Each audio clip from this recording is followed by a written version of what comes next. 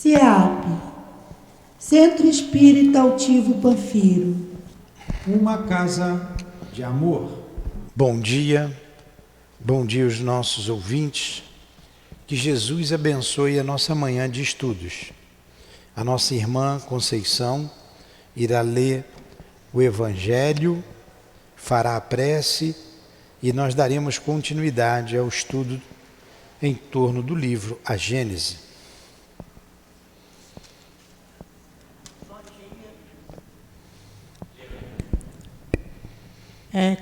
Evangelho capítulo 3, diferentes estados da alma. Há muitas moradas na casa do Pai. Que o vosso coração não se perturbe. Crede em Deus, crede também em mim. Há muitas moradas na casa do meu Pai. Se assim não fosse, eu já vos teria dito, porquanto eu vou para preparar um lugar para vós. E depois que eu tiver ido e preparado o lugar, voltarei e vos retirarei para mim, a fim de que, lá onde estou, vós estejais também. João capítulo 14, e versículo 1 a 3.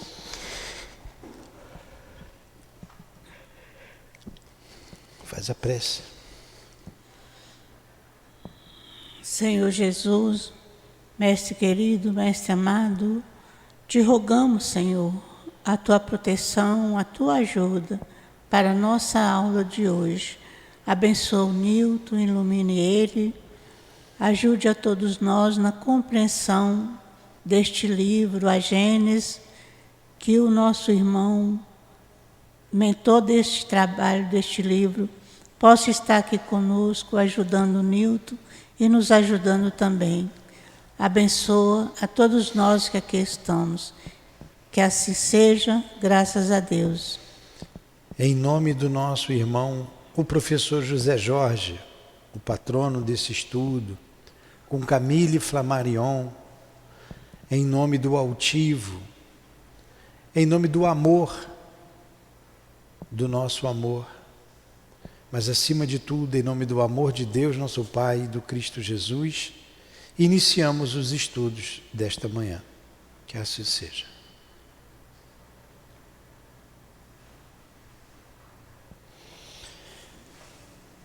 Estamos estudando o capítulo 8, Teorias sobre a Terra.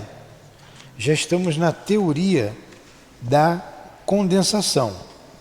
Estudamos a teoria da projeção, trazida por um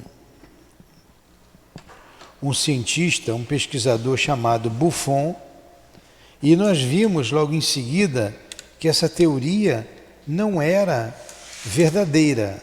Mais tarde a ciência colocou a teoria de Buffon por terra.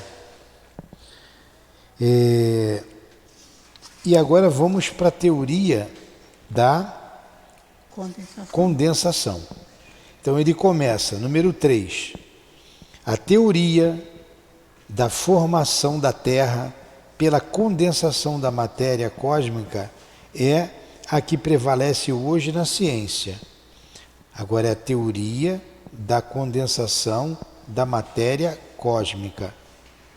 É a que prevalece hoje, como sendo a teoria, como sendo a melhor justificada pelas pesquisas, a que resolve o maior número de dificuldades e a que se apoia mais que todas as outras num grande princípio da unidade universal.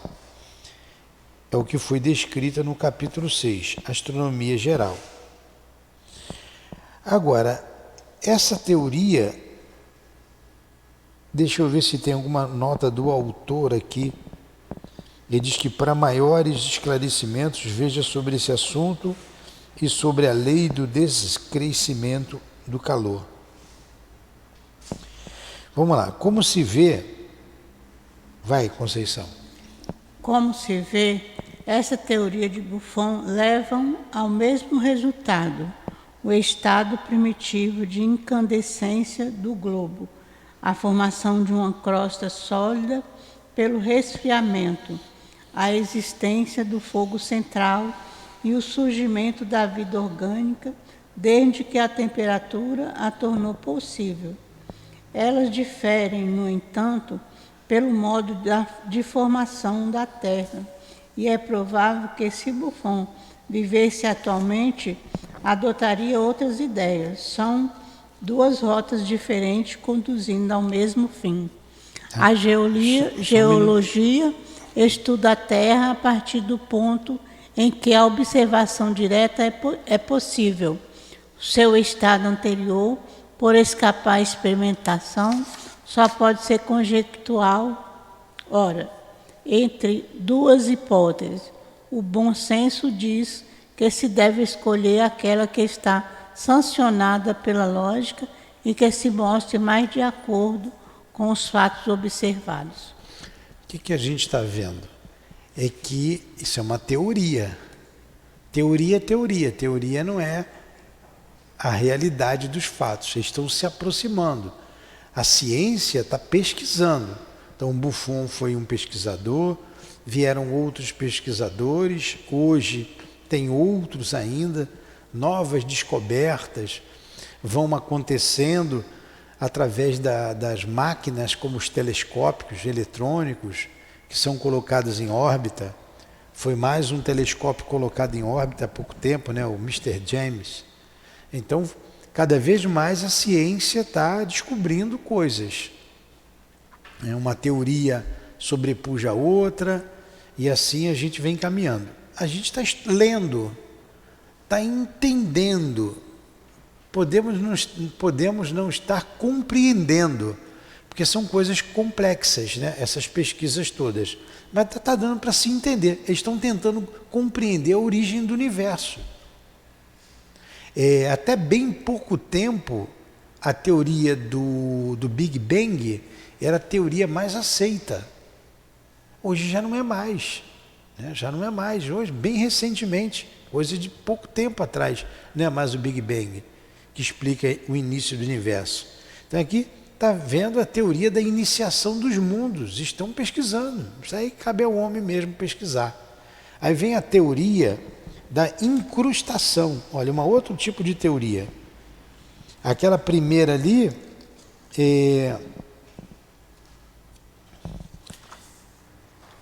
Isso aqui é do universo todo ou só da Terra? Não é da Terra.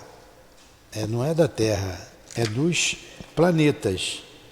Eu vou ler aqui devagar, tudo novamente. Vou começar no capítulo 8. Vou voltar à teoria da projeção, porque esse estudo é difícil para a gente. Então, como nós interrompemos semana passada, eu vou voltar, tá? Eu vou ler devagar, vou ter que ler. Eu não tenho como explicar isso aqui. Vou lendo e compreendendo com vocês. Se tiver alguma dúvida, vocês vão parar. Então vamos lá. Teoria da projeção. Ó. Teorias sobre a Terra. Então é sobre a Terra, Conceição. Ó. Então, teorias sobre a Terra, a formação da Terra. Então tem a teoria da projeção, a teoria da condensação, a teoria da incrustação. Porque, se não me engano, na Evolução em Dois Mundos, André Luiz coloca justamente essa da condensação. Então, vamos estudar aqui a Gênese, o que está aqui na Gênese. Se eu for pegar Evolução em Dois Mundos, aí é que eu não vou falar mesmo. Aí que vai complicar mais ainda. Então, vamos aqui para a teoria que está aqui no livro A Gênese. Teorias sobre a Terra. Aí já vou colocar aqui, já vou ler uma observação do revisor, que é bem atual. Ó. O estudo das teorias sobre a Terra, achou aí? Embaixo. Ó. O estudo das teorias sobre a Terra, que será apresentado ao longo deste capítulo, se insere perfeitamente no contexto científico do século em que viveu Allan Kardec. Nos dias de hoje, em função do proeminente avanço experimental da ciência, podemos afirmar que já não haveria espaço para essa discussão, principalmente de teorias como a da incrustação. De todo modo, a leitura deste capítulo permitirá ao leitor tomar contato com um pensamento científico ainda difuso que vogava à época do codificador. Olha que coisa bacana aqui do revisor. E a coisa bacana também de Allan Kardec. Allan Kardec colocou as teorias existentes na época dele. Ele não está afirmando nada, nem está dizendo que os espíritos estão afirmando o que está escrito aqui. Tanto que ele colocou teoria sobre a Terra, teoria da projeção, teoria da condensação, teoria da incrustação. O revisor, esse revisor foi aquele astrônomo, né? Ele é físico, né? Como era o nome dele? Cláudio Zanata. E ele é um estudioso do assunto. E o altivo pediu para ele fazer a revisão dessa tradução. Então esses dados aqui estão bem atualizados. Quer dizer, atualizados, né? A ciência dobra o conhecimento a cada momento. Esse aqui foi, nós temos que uns 15 anos. Deixa eu ver aqui a data. Deixa eu ver quando foi que ele revisou, que ele fez essa nova tradução aqui no início. Hã? 2003, aqui é a primeira edição. Foi em 2003 a primeira edição, está aqui, ó. A terceira edição em 2010. A primeira tem em 2003? Então, nós estamos na edição de 2010, a primeira foi em 2003, a gente já tem 20 anos praticamente. E o conhecimento científico, ele muda muito rápido, muito rápido. Mas é bom a gente ler para saber o que se versava na época de Kardec, os homens de ciência, né? Então ele trouxe uma... vamos ver outra observação aqui, ó. Ele começa a teoria assim: de todas as teorias referentes à teoria da Terra, à origem da Terra, a que recebeu maior crédito nesses últimos tempos foi a de Buffon. Aí ele vai fazer uma observação sobre isso, ó. Final do século XVIII e a primeira metade do século XIX. Foi aí que veio a teoria de Buffon. Não tinha as teorias que temos hoje. Você vê como é que foi até confuso para mim. A Conceição me perguntou, essa teoria da formação da Terra ou do todo o universo? Eu falei, do universo. Mas a do universo foi lá atrás. Porque a gente falou do Big Bang, que não é mais a teoria aceita.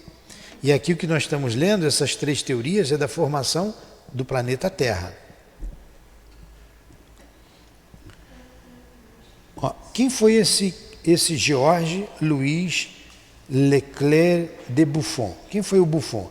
Foi um naturalista e escritor francês, autor de História Natural e Épocas da Natureza, publicado em 1749, meados do século XVIII para frente, a 1788. Pertinho da Revolução Francesa, né? Teve a intuição da formação do globo, da evolução das espécies, da transformação do universo. Sua famosa frase, o estilo é o próprio homem, ainda é frequentemente lembrada na literatura. Ela significa que, enquanto a concepção das ideias é propriedade comum da humanidade, a maneira de as exprimir, o estilo, é um dom peculiar ao escritor, pelo qual se avaliam o seu talento e a sua originalidade. Então vamos lá. Conhecido Buffon, quem foi Buffon? Esse naturalista, pesquisador, escritor. Vamos ver a teoria dele. Observando todos os planetas se moverem na mesma direção, do Ocidente para o Oriente, quer dizer, do Oeste para o Leste, e no mesmo plano, percorrendo órbitas cuja inclinação não ultrapassa 7,5 graus, Buffon concluiu, em razão dessa uniformidade, que eles deveriam ter sido colocados em movimento pela mesma causa. Olha só o que ele concluiu. Eles percorriam uma órbita, né, em torno do Sol. Todos eles com 1 grau, 7,5 graus de inclinação com relação ao Sol, né, da órbita. Todos eles. Daí ele tirou uma teoria. Ele concluiu, então, com razão disso, todos seriam colocados em movimento o princípio, a causa do movimento desses planetas seria o mesmo. Segundo sua concepção, sendo o Sol uma massa incandescente em fusão. Estão entendendo as palavras? Uma massa incandescente, uma bola de fogo. Isso é incandescente, em fusão. Fusão que vai se fundindo, né? Os elementos vão queimando ali. Ele presumiu que um cometa chocou-se obliquamente com ele e, raspando a superfície, destacou uma porção da sua matéria, que, projetada no espaço pela violência do choque, se dividiu em muitos fragmentos. Estes fragmentos formaram os planetas, que continuaram a se mover circularmente pela combinação da força centrífuga e centrípeta no sentido imprimido pela direção do choque inicial, ou seja, no plano da eclíptica. Vamos entender isso aqui. Olha a teoria dele. E na época foi aceita, né? 1700, século XVIII. Que o Sol é uma bola de fogo, uma massa incandescente em fusão. Veio um cometa enorme e bum no Sol. Deu um pancadão no Sol. Quando deu um pancadão ali, não foi no meio do Sol, foi raspando. Levou pedaço do Sol para tudo quanto é lado. E esses pedaços saíram girando, né, com a mesma força e foram formando os planetas. Assim que se formou o planeta. Ele chegou a essa conclusão porque via que todos tinham a mesma inclinação com relação ao Sol. Então, como é que surgiu o planeta Terra? O planeta Terra veio do Sol, se desprendeu do Sol. Por quê? Porque um cometa bateu ali, um cometaço, né? Bateu ali e se esparramou. Não só a Terra, como os outros planetas. Entendeu a teoria dele?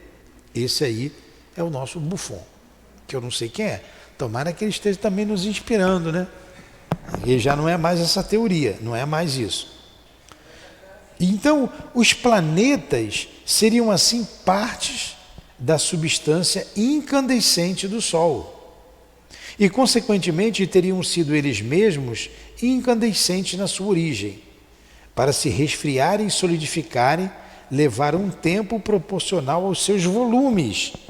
E quando a temperatura permitiu, a vida surgiu nas suas superfícies. Está bem entendido, não está? A gente lendo de novo é muito bom, né? Então, como os planetas eram uma bola, um pedaço do Sol, eram uma bola de fogo girando. Como era menor, veio esfriando ao longo do tempo, esfriando. À medida que foi esfriando, a vida foi aparecendo no planeta Terra. Cara inteligente, né? Vamos lá, vamos ver se ele está certo em tudo isso. Ele diz mais, ainda diz mais. Em razão da diminuição gradual do calor central, a Terra, após um certo tempo, chegaria ao resfriamento total. A massa líquida seria inteiramente congelada e o ar, cada vez mais condensado, acabaria desaparecendo. As baixas temperaturas tornariam a vida impossível, resultando a redução e posterior desaparecimento de todos os seres organizados. O resfriamento, que começou pelos polos, se estenderia gradativamente por todas as regiões até o Equador. Olha, Ele está dizendo mais ainda, que a Terra está esfriando, esfriando, esfriando, esfriando, até que um dia vai ficar tão frio que não vai poder mais ter vida. Esfriando, ela continua esfriando. Essa é a teoria de Buffon. Segundo Buffon, este é o estado atual da Lua, que menor do que a Terra, seria atualmente um mundo extinto, do qual a vida doravante se acha excluída. Então ele está dizendo que a Lua já teve vida em abundância e não tem mais vida porque ela se esfriou. E o mesmo vai acontecer com a Terra. O próprio Sol teria um dia o mesmo destino. Um dia vai se apagar. De acordo com seus cálculos, a Terra teria gasto cerca de 74 mil anos para chegar à temperatura atual. E dentro de 93 mil anos, ela viria o fim da existência da natureza organizada. E ainda fez outros cálculos que nós já sabemos que são quiméricos, que ele está errado. Diz que se levou apenas 74 mil anos. A ciência já diz hoje que a Terra ela tem aí 4 bilhões e meio de anos, e já analisando os períodos através da geologia, aqueles períodos quaternário, terciário, tem uma tabela aqui que nós falamos ali, quando a vida apareceu aqui. Então esses dados já jogam por terra essa teoria de Buffon, que dá apenas 79 mil anos para o aparecimento da vida aqui no planeta Terra. E mais interessante, ele diz que 79 para 93, 14 mil anos depois, a Terra ia acabar, não ia ter mais vida. É a teoria dele. Vamos lá. Mas não deixa de ser um homem inteligentíssimo. Ele não fez isso aqui, ele pode ter errado ali nos cálculos, né? Já tinha o telescópio, não tinha um telescópio eletrônico. Não tinha, porque Galileu é que construiu o primeiro telescópio, né? Galileu apareceu quando? Vê aí, vê o aparecimento de Galileu aí, a época de Galileu.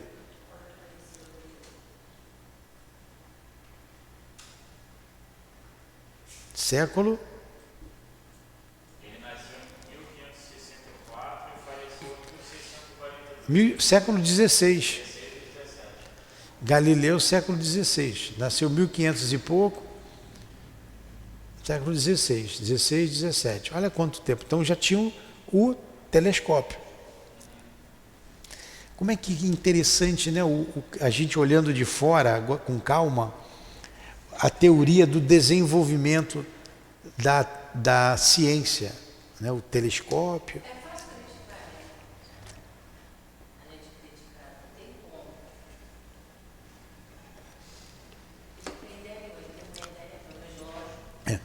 Vem o sistema geocêntrico, vem o sistema heliocêntrico, vem Galileu afirmar tudo isso com a descoberta do telescópio, com a invenção que já tinha descoberto, enfim. E os pesquisadores vêm, né? Quem sabe não são os mesmos que reencarnam, né? E vêm trazendo, aumentando o conhecimento, pesquisando.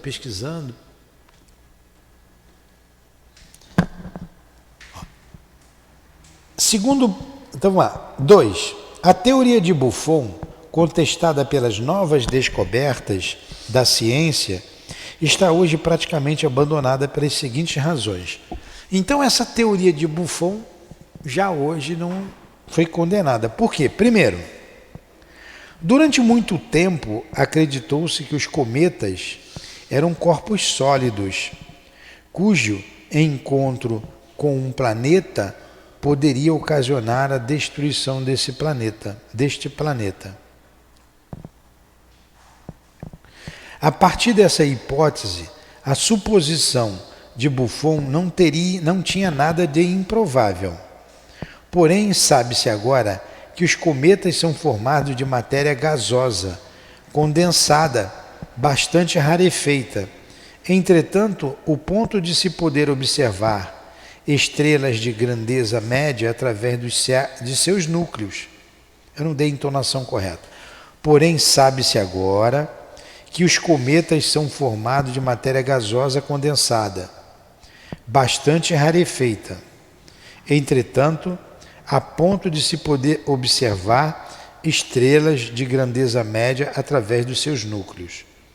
Nesse estado, oferecendo menos resistência que o Sol, um choque violento capaz de projetar no espaço uma porção de massa solar é algo impossível. Por quê? Porque esses gases vão evaporar com o calor do Sol. Então não foi um choque de um cometa, isso não poderia ocorrer. Segundo, a natureza incandescente do Sol é também uma hipótese que nada até o presente veio confirmar e que as observações, ao contrário, parecem desmentir. Embora ainda não se tenha certeza quanto à sua natureza, o poder dos meios de observação de que se dispõe atualmente permitem estudá-lo melhor.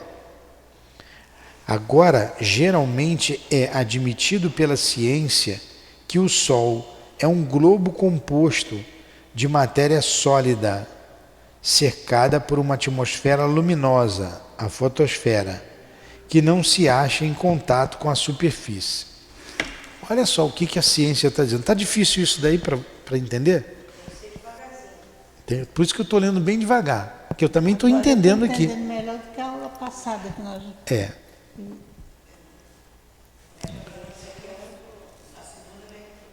Então já deu uma teoria para o Sol aí que nem a gente sabia, né? O Sol é feito de matéria sólida e que tem uma matéria luminosa cercado por uma atmosfera que a gente chama de fotosfera hoje, né? E que não está em contato com a superfície do Sol. Agora vamos aqui para o que a ciência diz hoje. Atualmente, a ciência define os cometas como sendo um bloco de gelo e rocha com alguns quilômetros de extensão. Eles seriam refúgios do nascimento do sistema solar. O que é refúgio?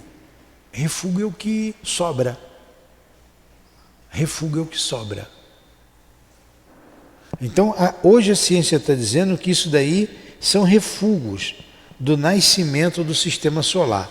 Então, o Sol, a formação do nosso sistema, do sistema solar, os cometas são refúgio nessa formação, o que sobrou. Quando a órbita de um cometa o leva para perto do Sol, o gelo superficial se evapora, formando uma grande cabeça de vapor, que, varrida pelo vento solar, assume a forma de uma longa cauda. Este fenômeno dura apenas algumas semanas, quando então o cometa volta aos gélidos confins do sistema solar. Interessante. A gente já viu o cometa, né? Passa assim, é aquela luz. Dizem que dá sorte. Tem que fazer um pedido, né? A crença humana, né? Fogo, né? Vou fazer um pedido. É sorte. Mas passou o cometa Halley, com uma cauda enorme, né? Lembra? É uma cauda enorme do cometa. Então, que cauda é aquela do cometa? É vapor. É vapor. Gelo, ele é gelado, mas passando mais próximo ao Sol, ele vira vapor. E isso dura algumas semanas, como ele está falando aqui. Quando ele vai lá de novo, pelos confins do universo, né, ele volta a ser sólido, volta a ser gelo. Então isso, aí a ciência hoje diz que o cometa é assim, fala. Quando o avião está muito alto e faz aquele rastro, parece fumaça, né? Aquilo ali é a turbina, o aquecimento, é muito quente, né? Alta temperatura. E quanto mais alto, mais baixa é a temperatura. Então, em contato com a temperatura baixa, aparece aquilo ali, ó. Ali é a turbina quente com frio, aí forma aquele rastro de vapor. Tá? É isso aí. Não, colorido é uma outra coisa. Você está falando da esquadrilha da fumaça. Aí não é. Aquilo lá não é fumacinha. Olha só, são duas coisas diferentes. O avião que está lá no alto, que você vê, aí o avião está largando fumacinha, não é. É o calor da turbina com frio. Quando você vê a esquadrilha da fumaça, aquilo é artificial, aquilo é uma fumaça que eles criaram, é uma química, né, um composto químico que tem as cores. Vocês podem observar o seguinte: hoje eles estão fazendo com as cores, verde, amarelo, não faziam. Aquilo era um segredo. Acho que a Força Aérea Francesa tinha, a Força Aérea Brasileira não tinha. Era só a fumaça branca. Fazia o coração, aqueles riscos, aquela é manobra que eles treinam, né? Eu não sou piloto, mas a gente vai aqui arranhando. Aquilo ali é um composto químico que ele larga e sai a fumaça, tá? É um composto químico. E aquele avião ali é turbohélice. A aeronave da Esquadrilha da Fumaça é um T-27, um Tucano, fabricação nacional. E é um turbohélice, não é turbina, como aquele que vai lá no alto. Aqueles jatos, né, esses aviões, eles voam a uma altitude imensa, sei lá, 40 mil pés, 60 mil pés, cada um deles. Tem que ser pressurizado. Ó, um pouco que eu estou entendendo, não sou piloto, tá, mas é isso aí. Então eles vão muito alto. Você divide aí 60 mil pés. Você quer saber qual é a altitude? Que a gente calcula em metro quilômetro, né? Divide aí por 3, 20 mil metros. Muito alto. Né? Um cálculo aproximado você divide por 3. Você foi comissária? Não. São rotas que eles têm e quando o avião passa ali, é um tráfego aéreo. Tem um monte de estrada no céu. Eu quero saber como é que vai ficar as estradas aqui, que daqui a pouco, não vai demorar muito não. Nossos carros não vão precisar mais rolar no chão. Né? Você vai subir e vai embora. Né? Não vai ter mais sinal, né, para parar, né? É a família Jackson. Olha aí a família Jackson aí no futurismo, né? No futuro. Futuristas. Vamos lá. Não está longe não, já está perto. Está chegando. Como é que vai ser a carteira, hein? Carteira. Não vai ter poste para ninguém bater? Vamos lá.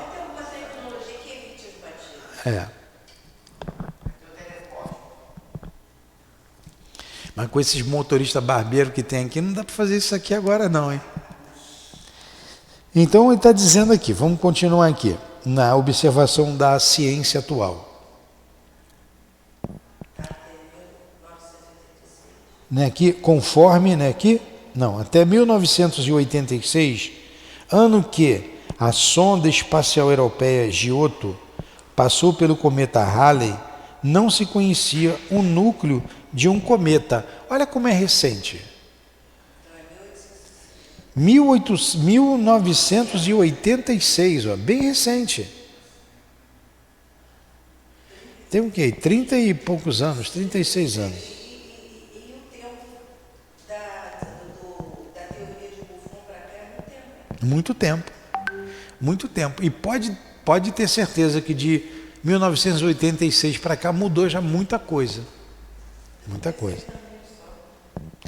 Conforme nos revelaram os instrumentos da sonda europeia, o núcleo do Halley é um bloco de gelo e rocha, com a forma de uma batata, medindo 16 por 8 quilômetros e revestido com matéria mais negra do que o carvão.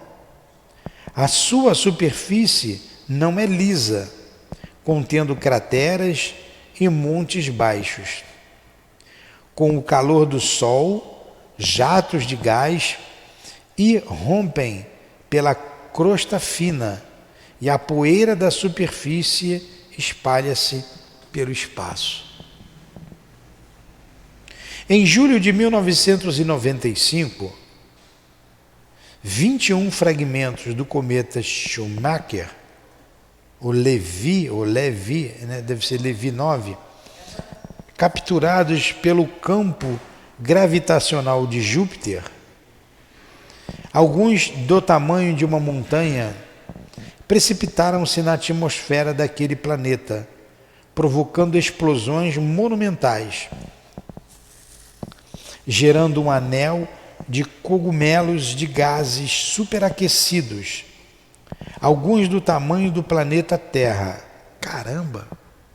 Ó, um cometa do tamanho do planeta Terra. É isso que ele está dizendo, né? Aqui. Eu vou ler de novo aqui para eu entender com vocês. Vamos lá. Em julho de 95, 21 fragmentos do cometa Levi 9, capturados pelo campo gravitacional de Júpiter, alguns do tamanho de uma montanha, precipitaram-se na atmosfera daquele planeta, provocando explosões monumentais, gerando um anel de cogumelos de gases superaquecidos, alguns do tamanho do planeta Terra. São os gases superaquecidos, são os cogumelos, que é do tamanho do planeta Terra, tá? Que permaneceram visíveis durante semanas, embora não tenham causado grandes danos ao planeta gigante. Mas caso os fragmentos desse cometa tivesse atingido o nosso orbe, ele teria sido literalmente arrasado. É porque Júpiter é muito grande. Vê aí, quantas vezes Júpiter é maior do que a Terra?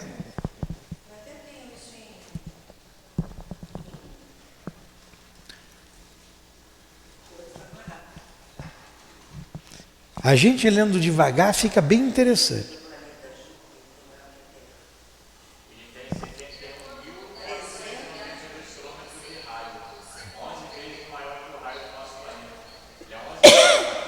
Espera aí, os dois falaram.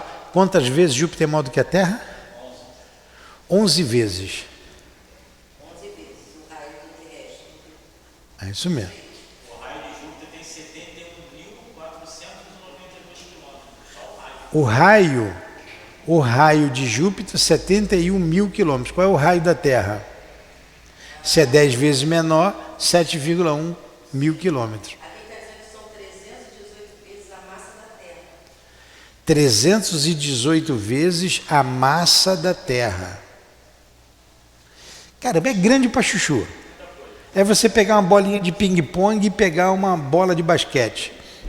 A questão é mais densa. É. Então o estrago é maior. Lá é muito gasoso. É. Então, o estrago O trago é menor. Vamos continuar aqui com a ciência. Assim sendo, verifica-se nos dias de hoje que os cometas não são tão inofensivos como se imaginava. Não traz tanta sorte assim, hein? Se cair na sua cabeça, faz um estrago, tá? É rocha e gelo.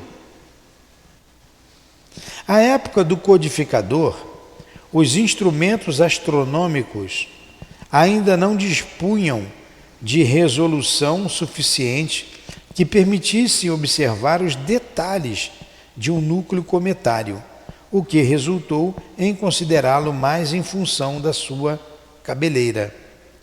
Uma outra boa observação, na época de Allan Kardec a gente não tinha os instrumentos que temos hoje. Kardec se enganou? Não, lógico que não. Ele colocou a teoria que existia na época dele. Ó. A ciência está dizendo isso.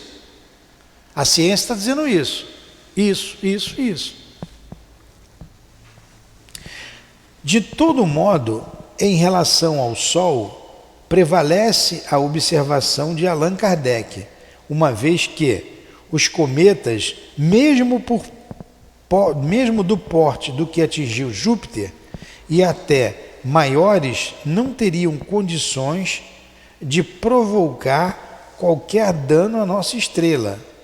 Um imenso globo de hidrogênio incandescente com 1,4 milhões de quilômetros de diâmetro, temperatura da ordem de 5.500 graus, 5 milhões e 500 mil graus centígrados na superfície e 14 milhões de graus no núcleo, e com uma massa equivalente a 33 mil vezes a massa da Terra. Essa é a massa do Sol. E essa é a temperatura do Sol. Então, o cometa não ia causar dano algum ao Sol. Agora imagine Buffon, a gente vendo esse cientista aqui, esse escritor, não deixa de ser um cientista, um pesquisador. Hoje, com a tecnologia de hoje, como que ele não ia desenvolver as suas teorias com mais precisão? Então, reencarna, vem, reencarna e vai utilizando do progresso. E aqui também, quando você começou a ler, ele fala o cometa como sendo um bloco de gelo, de rocha, de alguns quilômetros, que quando se aproxima do Sol, ele vai dissolvendo. Vai dissolvendo. Então não tem como. Não tem como ele bater no Sol e formar um planeta, arrancar um pedaço do Sol. Então, um terceiro tópico que diz que a teoria de Buffon não é aceita, por um terceiro motivo. Vamos lá. O terceiro motivo é, no tempo de Buffon, conheciam-se apenas os 6 planetas que já eram conhecidos dos antigos: Mercúrio, Vênus, Terra, Marte, Júpiter e Saturno. Desde então, descobriram-se muitos outros, entre os quais destacamos Juno, Ceres e Palas, que têm suas órbitas inclinadas de 13, 10 e 34 graus, o que já não está de acordo com a hipótese de um movimento único de projeção. Então, esses planetas Juno, Ceres, Palas, são alguns dos mais de 4.000 asteroides. Está falando aqui de asteroides. Na verdade, atualmente, na observação lá, sabe-se que Juno, Ceres e Palas são alguns dos mais de 4.000 asteroides identificados pelos astrônomos. Ceres é o maior de todos, com 920 quilômetros de diâmetro. Bom, um asteroide. O que é um asteroide? Pergunta aí. Olha só. São 8 que está aí. Plutão. No tempo de Allan Kardec, os cientistas diziam que Juno, Ceres, Palas eram planetas. Mas hoje a ciência diz, não, isso não é planeta, isso é um asteroide. E o que é um asteroide? Está aqui, ó. A gente tem tudo aqui, ó. O que é um asteroide?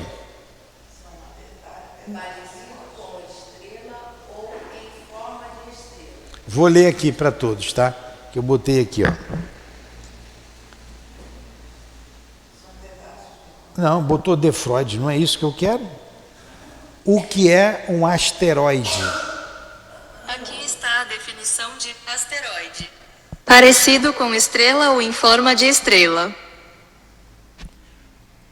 Parecido com estrela ou em forma de estrela. Quer dizer, não me explicou nada. Parecido com estrela ou em forma de estrela. Tá? Asteroides são corpos celestes de formação metálica que orbitam Sol, que orbitam no Sol. Não são classificados como planetas, porque não possuem tamanho suficiente para tal. A maioria dos asteroides está concentrada entre as órbitas de Marte e Júpiter, região denominada de cinturão de asteroides. Agora explicou melhor o que é um asteroide. Está parecendo uma pedra imensa. Ela é grande, mas não tem tamanho suficiente para ser um planeta. Agora eu pergunto, será que tem vida em asteroide? Eu acho que não, né? Não. Porque, olha o tamanho, ele é pequeno, mas ele é grande. É pequeno, mas é grande. É pequeno com relação ao planeta. Mas ele está dizendo aqui, ó, que tem Foi no outro que a gente viu, né? Aqui que ele fala aqui, um asteroide é um planeta menor do sistema solar interno. Historicamente, esse termo foram aplicados a qualquer objeto astronômico orbitando o Sol que não se transformou em um disco e não foi observado que tinha características de um cometa ativo como uma cauda. Vamos aqui à origem dele, que eu tenho que ler aqui. Ó. A origem de um asteroide. Os asteroides podem ser os restos de um planeta que foi destruído, ou simplesmente materiais que desde a formação do sistema solar nunca se fundiram para a formação de um planeta. Essa segunda hipótese é a mais aceita para a explicação da origem desses corpos celestes. Conclusão, nós não sabemos nada, né? Nada sabemos. Restos de um planeta em que se destruiu. São teorias, ó, teorias e teorias. Hoje ainda se tem essa teoria. Agora, há o risco de choque de um asteroide com os planetas, né? Dizem, de vez em quando se aproxima um asteroide, aí a NASA sempre comunica, rapaz, vai passar próximo da Terra, né? Um asteroide de tamanho, se chocar com a Terra, aí sempre bota uma coisa, acaba com a vida na Terra. Sempre colocam ali uma... Desde que eu nasci, nenhum asteroide se chocou com a Terra. Estou aqui ainda vivo, né? Então, mas... verificou-se que eram completamente inexatos os cálculos de Buffon, isso é no quarto, acerca do resfriamento da Terra, desde que Fourier descobriu a lei do descrescimento do calor. A Terra não teria precisado de apenas 74 mil anos para chegar à temperatura, mas de alguns milhões de anos. Então a teoria de Buffon estava errada por isso. Mas só vieram descobrir essas coisas há pouco tempo. Buffon levou em consideração apenas o calor interno da Terra, sem levar em conta o calor oriundo dos raios solares.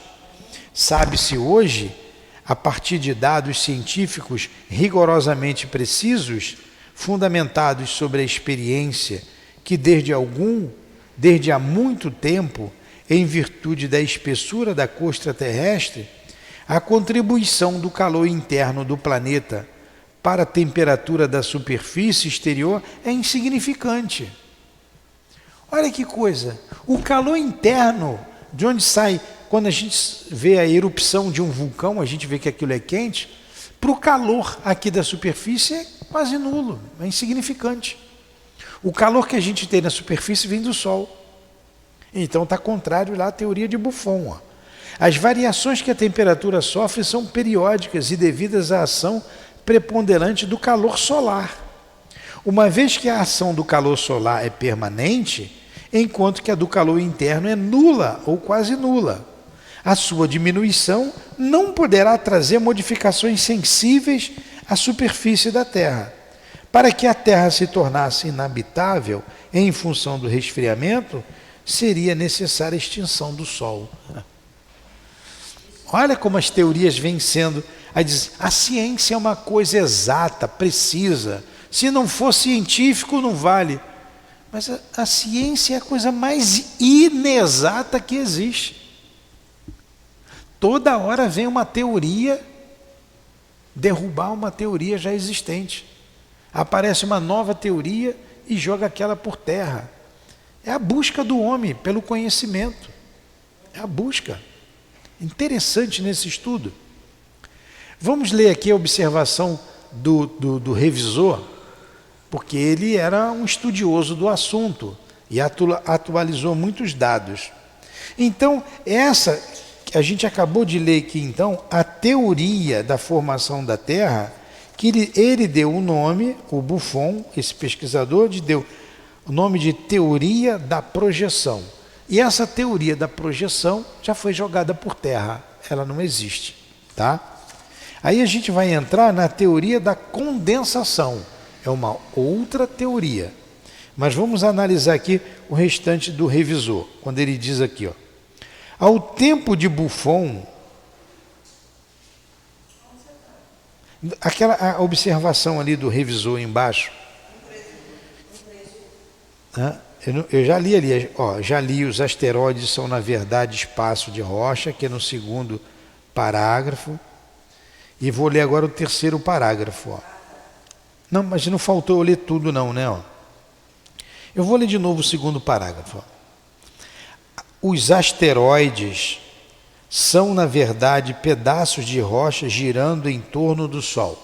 Aí nós fomos aqui no computador, fomos aqui na internet e vimos que a teoria que a gente tem é que poderiam ser pedaços de rochas oriundas da destruição de outros planetas. Tá? Isso seria um asteroide. Os asteroides são, na verdade, pedaços de rocha girando em torno do Sol. Estima-se que existem milhões desses planetoides, alguns com apenas alguns metros de diâmetro. A maioria está no cinturão de asteroides entre as órbitas de Marte e de Júpiter. Mas existem alguns fora dessa área. Os troianos, por exemplo, compartilham a órbita de Júpiter, enquanto Apolo e Toro passam pela órbita da Terra. E Hidalgo passa muito além da órbita de Júpiter. O asteroide mais afastado, que parece relacionado com os cometas, é Quiron, em órbita além de Saturno. Olha aí. Esse Quiron aí eu conheço. Conhece Quiron? Então, isso é a formação de planetas, né? Está ali se formando. Não, não é formação de planeta. Pelo contrário, ele disse aqui, pelo que nós lemos aqui na internet, é uma teoria, que são restos de planetas destruídos. Então são pedaços de rocha, imenso. Tanto que na época de Kardec, alguns desses asteroides, de tão grandes que eram, foram confundidos com planetas. Mas a ciência hoje diz que são planetoides, quer dizer, são pequenos planetas ou restos de planetas. Tá? Continua aqui os cientistas. Ao tempo de Buffon, não se sabia da existência dos planetas Netuno e Plutão, que só foram descobertos em 1846 e 1930, respectivamente. Agora aqui ele está falando de Plutão, em 2003. Em 2022 não tem mais Plutão. Vou botar aqui na internet para a gente ver, já que a gente está pesquisando, e como a gente não sabe nada mesmo, está aqui. Plutão é um planeta? De acordo com tudocelular.com, Plutão deixou de ser planeta há 15 anos por não atender aos requisitos da categoria de planetas oficiais. Ó. Em 2003, quando o revisor fez isso, Plutão é um planeta. 2003 para hoje são o quê? 22 anos, não é certo? Vamos colocar para arredondar 22 anos. 5 anos depois, aproximadamente, deixou de ser planeta. Está aqui, ó. Plutão deixou de ser planeta há 15 anos, por não atender os requisitos da categoria de planetas oficiais. Que coisa! Por isso que nós temos 8 planetas. Quando eu estudava eram 9, porque tinha Plutão. Plutão não é mais planeta. E por que Plutão não é mais um planeta? Está aqui. Basicamente, o principal parâmetro que levou a União Internacional da Astronomia a remover Plutão da lista de planetas é o fato de ele não ser capaz de conduzir a sua própria órbita. Ou seja, ele depende de outros corpos celestes para influenciar seu trajeto. Neste caso, Netuno de um lado e diversos objetos e de outro. Enfim, aí vocês estão vendo como que a ciência muda. Não significa dizer, isso é do ponto de vista científico, né, humano, da Terra.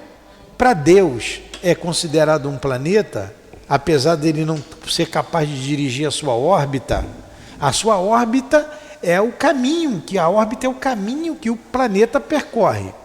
Se ele percorre, mesmo ele percorrendo a sua órbita a partir da influência de outros planetas, será que lá não tem vida? Né? Eu não sei, você está nos desígnios de Deus, com certeza tem vida. Mas para a nossa teoria, deixou de ser um planeta. É bom a gente estudar porque a gente vê a nossa pequenez e a nossa incapacidade, não é isso? Ainda mais esse livro, a Gênese, é para fazer a gente ser humilde, né? A gente não se achar. Aí daqui a pouco a gente estudou isso aqui e vai falar com um leigo ali fora. Você sabia que Plutão não é mais um planeta? Porque a sua órbita não é dirigida por si próprio? Papapá. Aí o outro vai dizer, poxa, como ele sabe. Vai tirar onda lá com os flamenguistas lá no César Maia, hein? Não vai não, hein?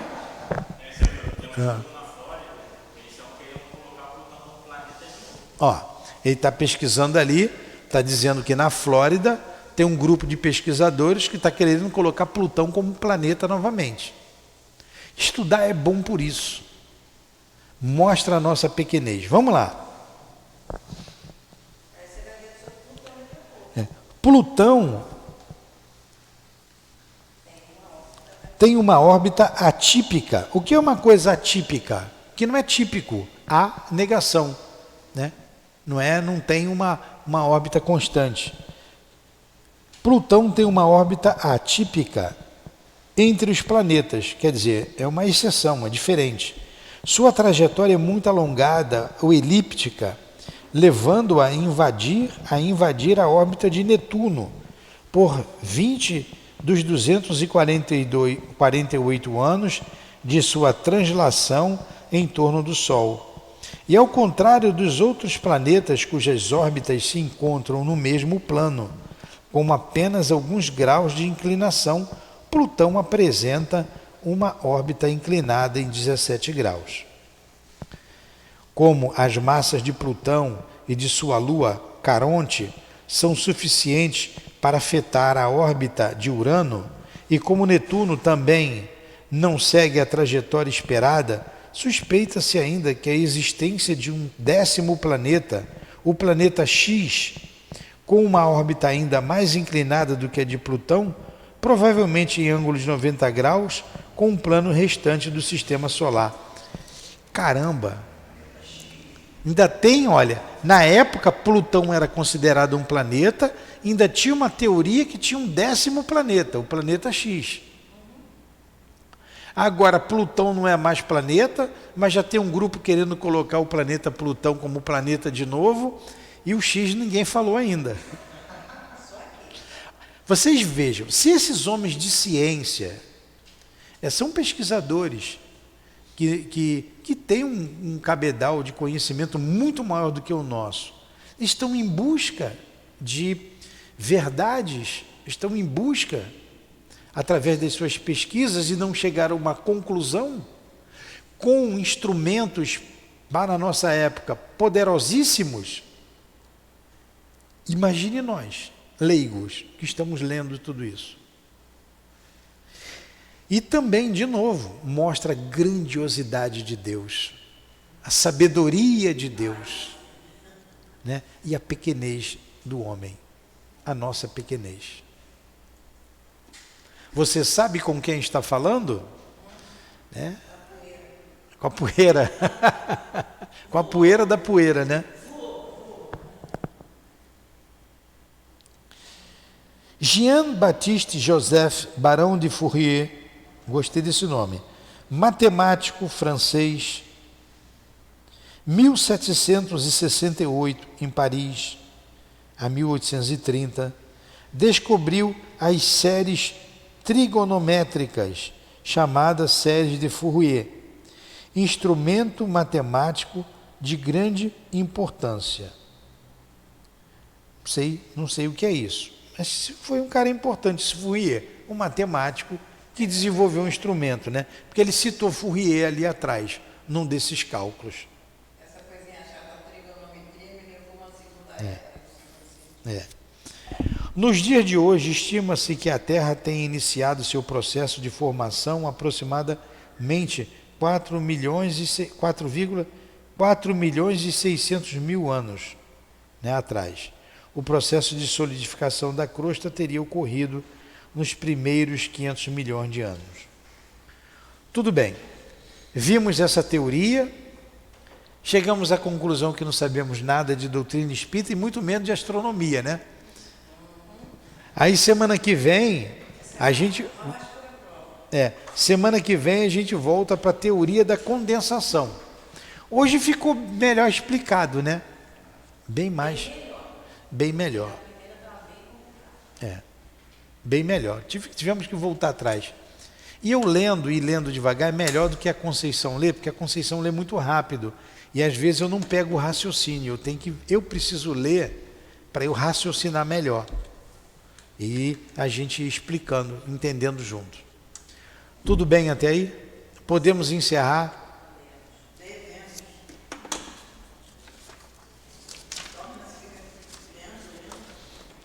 Caramba, Conceição, você não sabe nada, Conceição. Nem eu, nem tu. Muito metida você não sabe nada. Vamos lá. Então, que Jesus nos abençoe. Como somos gratos a Kardec por esses estudos tão fascinantes que nos mostram a grandeza do universo, a grandeza de Deus